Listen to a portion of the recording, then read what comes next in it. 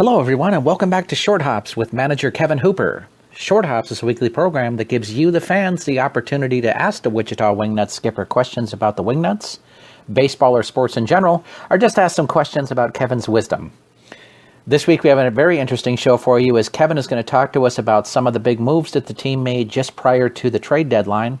Plus we learn about what's going on with the Wingnuts and the organization in general, and some of the things that may go on as the team heads in towards the playoffs. So let's get right to Short Hops.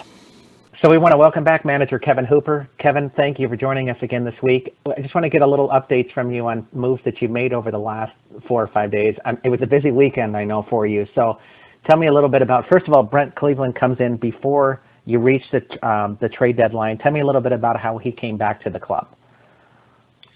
Yeah, we didn't think that he was going to, and I kind of continued to reach out to him. He was tired. He was missing his family. He was ready to be home, and I just kind of kept in touch with him and told him, about 10 days out, I said, well, you got, about 10 days to make a final decision if you do get that itch. And heaven forbid, 3-4 days later, he sent me a text and said, I think I'm getting the itch to try to help you guys win another championship. So, no-brainer for us. The guy who's been hitting third for us, and he's been off to a tremendous start.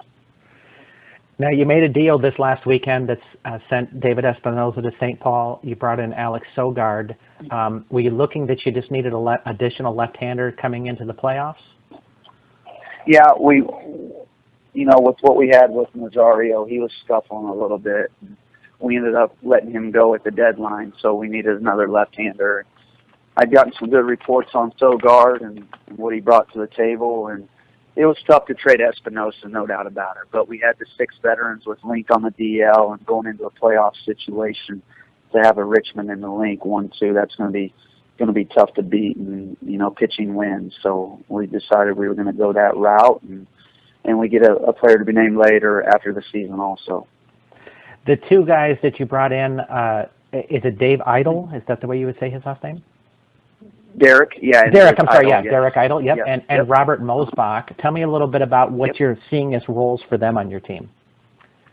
Yeah, Idle, he's going to be a late inning guy. With his career that he's had, more than likely we're seeing him as a late inning guy. And Moose, kind of the same thing. He's another big leaguer, a guy who's got major league time on his resume. So a couple late inning type guys that we added that we felt like we needed. Last night, unfortunately, we gave one away, and, that's the first time Smythe has been really even touched since we've gotten him, and we're going to have nights like that every once in a while. Hopefully they're far and few between, but, it gives us some options down there at the tail end of the ballgame with those guys. So we'll get into this week's questions for you. Stephen from Wichita would like to know, how do you decide who will pitch in the playoffs and when? Do you just go with the 4 best guys in order, so the 1 through 4, it doesn't matter whether you're on the road or away? Or do you choose, could a number 3 guy go if he was, in this game 1, if he was better on the road, let's say?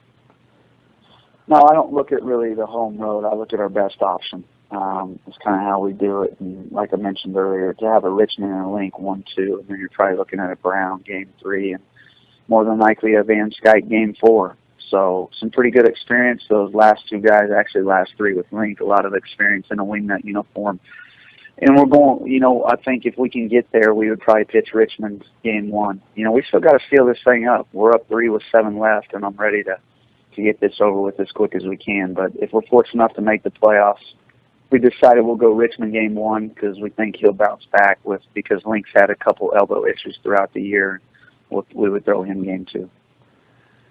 Jason from Oklahoma City would like to know, how do you feel about your team as you approach the playoffs? I feel good. Obviously, it's been a crazy year, up and down. It's been nonstop. It's been very hectic. A lot of moves, a lot of injuries, a lot of guys getting signed. It's been one of the craziest years for me. I'm beat.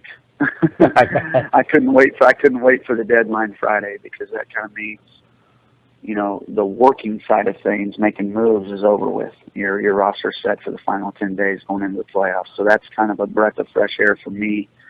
Get a little time away from that side of things and just roll with what we have. But no, I feel good. I think that we've started to piece some stuff together here, and to add, we haven't, Sogard and Idle haven't even been with us. They'll be joining us. They'll get in today, so they'll be joining us tomorrow. So I'm excited to see those guys in the additions for us. Jasper would like to know if you're satisfied with the moves you made at the trade deadline. I am. I think, for our team, it was the best moves for our team. Espinoza was the tough one because he's obviously a very high on base percentage guy, one of the tops in the league. And, but defensively, it's kind of tough. Once we got Cleve, it's kind of tough to find him a spot defensively of where he was going to play. We tried him at second base there a couple games, but we just didn't think that was going to work. And he, to be honest, if we can get in the playoffs, he's got a 50-50 chance to win another ring. So good for him, good for Espy. But like I said, he was a teammate of mine. We played together, and that was a tough move. But he's very professional and understood, and he's played the game a long time and knows that it's a business sometimes. Mike from Wichita asks, is there one team that you would prefer to face over others in the first round of the playoffs? Well, we faced Laredo the last 2 years. Ideally, I don't think any of us would want to face Laredo just because they've got a really good lineup, and besides that fact, it's 12 hours away. So for me, travel comes into play, where you'd have an option maybe of a Joplin or a Kansas City winning, because then they're only 2.5, 3 hours away. So travel-wise, yeah, Joplin or Kansas City, just because of the travel. But whoever it is, and we're going to have to find a way to match up and do the best we can against them. It's like I said, we're fortunate to get in. We still need to get in ourselves. Continuing, we had a lot of people that asked playoff-related questions. So Rick from Butler would like to know, do you believe that your team is ready to repeat as American Association champions? I believe we have the team to do it. It was nice seeing St. Paul and Sioux City this last week. Sioux City put it to us those first 2 games there in Sioux City. We kind of returned the favor Saturday night, winning 8-1, and then yesterday was a toss-up game, 4-4, going into the 10th. So we actually had it under control. We were up 4-1 with 1 out in the 9th, and we couldn't finish the game. So we matched up well against those guys. I thought they can really pitch it, and St. Paul's got a really good lineup and can pitch it as well. But I like the way we matched up against both of those teams, and those 2 teams had the best record in the league. So, yeah, I definitely like our chances. Boy, that Patrick Johnson and Ryan Zimmerman sure look tough. Yeah, they are tough. They're tough. They can really pitch it. But like I said, you go against our Scott Richmond and John Link, you got to like your chances too. Which they didn't face either one during that series, it should be mentioned. Yeah, they faced Richmond. They lost that game. Yeah, and he threw really, really well. That was an 8-1 ball game that we won. So it could be an interesting 1-2 matchup. Maybe the most exciting matchup of the playoffs, I would think. No doubt, if that ends up happening. Craig from Hayesville has an interesting question for you. If he figured this out right, and I think he did because I looked this up myself, 8 of the starting 22 guys you had on the roster when the season began are left with the club, so 14 guys have changed. Is this the biggest turnover you've had in one season? I would think so. It's got to be close. And let's see, 6 of those guys have signed, 4 to affiliated ball, 2 to Mexico. So that's 14. So then there's only 8 others. So, you look at it that way. It's not a ton where you would maybe only make 8 moves if you had those guys that didn't get signed or go to Mexico. Obviously, that forces your hand a lot when that happens with making moves. And then you're going to bring in some guys to try to fill those spots, and that doesn't work out. So then you're bringing in another guy. So it's been a whirlwind season, that's for sure. A lot of work's been put into it, and I'm hoping with what we've built here and what we've come up with at the end, we can make a run at this thing. Matt from Sterling asks of you, what are some ways that a person can try to improve their ability to hit a curveball, if there is a way? That's a tough one. Yeah. Just getting reps of facing a curveball, I would say, would be setting up a machine that throws a curveball, just working on that timing of it.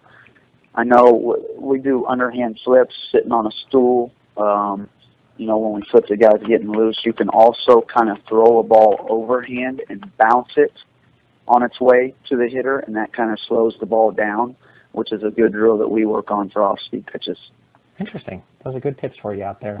Good question, Matt. Yeah, very good question. Stu from Wichita asks, and this was an interesting question because I got to see this for myself as well. She says she doesn't mean to sound like a prude, but at 2 games she attended with the Laredo series, their manager had what she referred to as a foul mouth. Can't someone get him to be a little less vulgar? Things like that make it hard to tell her kids not to, say words like that when he's saying them all game long. Well, appreciate the question, Sue, and I guess I'll apologize for that manager and the behavior and the foul mouth that you heard, because you come over to our side, you won't hear anything like that. It's unfortunate. I don't like hearing things like that, but I think if anyone's going to get him to be a little less vulgar, that's the people who run the team in Laredo. So, maybe that's something that you could ask them or even bring upon them that this happened. And I don't know. I just don't like hearing situations like that, and it's unfortunate. That's actually a great suggestion I hadn't thought of, Kevin, is that a person could write the Laredo organization themselves and just say, hey, look, we're trying to bring small kids out here and teach them not to be swearing, and we'd like to ask your manager to kind of tone it down a little. Right. No. That's a great question. Great response there, Kevin. Let's see. Hamilton would like to know, it sure seemed like the Laredo team hated you guys. Why is there such bitterness? Maybe that's why the foul mouth was in effect the whole time too, I guess. I don't know. Kind of become our rival, no doubt about it. We've faced them a lot throughout the years, and we've had a lot of success against them. So I think that we've got the target on our back, and we have had for some years now. And Laredo definitely sees us that way, and they're trying to beat us and beat us any way they possibly can. So I guess that's why the bitterness is there, maybe because we've had quite a bit of success against them. Was I understanding this correctly, that Nick Van Stratten was close to signing with them before he decided to come to Wichita? Well, he was there last year, and I know that they wanted him. I don't really know how close he was to signing with them. I think that he had some options, and he ended up choosing Wichita. I'm sure that kind of fueled the fire there a little bit. Yeah, I'm sure that fueled Pete for sure, and I'm sure it fueled him a bunch because that's a tremendous ball player, and we're very fortunate to have him on our side. Yankees fan would like to know, you've been against those who have been involved in steroids. What do you think of the season that Alex Rodriguez is having right now? Fantastic. It's, with all the steroid talk of him and then him coming back and doing what he does, as I've mentioned before on this show, steroids aren't going to help your hand-eye coordination. That you still have to see the ball, hit the ball. One of the hardest things to do in sports is to hit a baseball. And I think it goes to show you how special of a player he is and what he's always been capable of doing. Maybe the steroid just gave him a little extra oomph and, a little more stamina in doing so. But he's a talented individual, a talented player, and as you can see, even without the steroids, he's still a talented player. Tim, who's originally from Chicago, would like to know from you, is this the Cubs' year? Tim, I wish you the best, bub. And all you Chicago Cubs fans out there. I was talking about it with an umpire the other day, too, though. I love it. I love it. It's something about the Cubs and Wrigley Field. Just being able to watch those guys play in October would be a pretty special thing, and even into November, it would be a pretty special thing. It's just something about it and that atmosphere. It's very intriguing and very fun for me to watch. I'm a baseball fan, and I'm pulling for them. I hope they can go a long ways. Well, that Joe Madden is quite some manager, too. He sure is. Let's see. Hank from Wichita would like to know, why do you think it is that Clayton Kershaw seems to struggle in the playoffs? That's a wonderful question, Hank. I wish I had the answer. I have no idea because he's so dominant. I don't know if it's a little extra time maybe before the playoffs where they get to bear down and really break down film on him maybe, and a team gets to bear down. That I'm just throwing out suggestions of maybe why. A team really gets to break down on some film of him or something like that. I'm not sure. It's crazy. Arguably one of the best, if not the best pitcher in the game.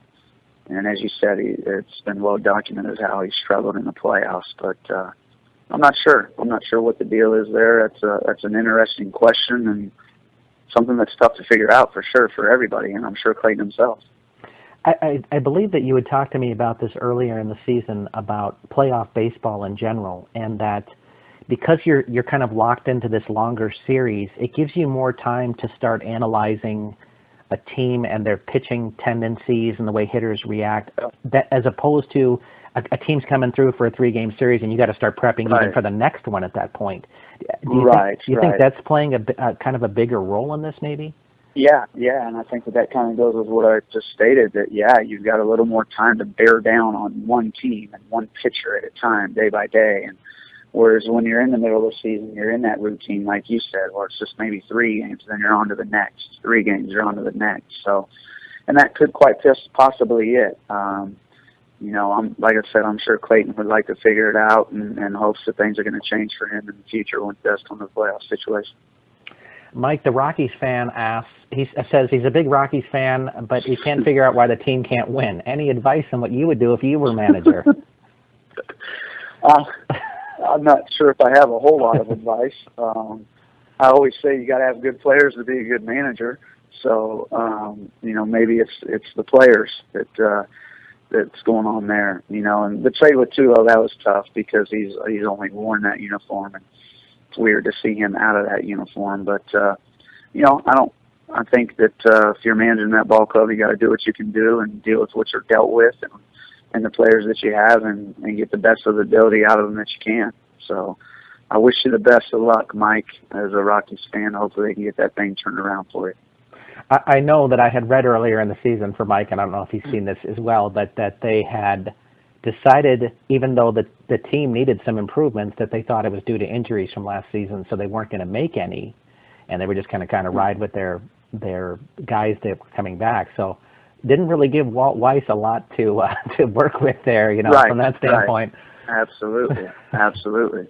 It's tough, as a manager. Like I said, you're dealt with. You can only do with what you have the best you can, and sometimes it's the tools that you have that don't work. So you make the most of it, get the most out of the guys that you can. Our next question is from Dana, who asks, who are Kevin Hooper's picks for the Super Bowl? That's a tough one. I'm a huge Chiefs fan, so as much as I would wish the Chiefs, I'm not so sure it's going to happen. I'm going to go the Seahawks, who are always good, and then I'm going to go a guy who I'm a big fan of, is Andrew Luck. I'm going to go Colts Seahawks.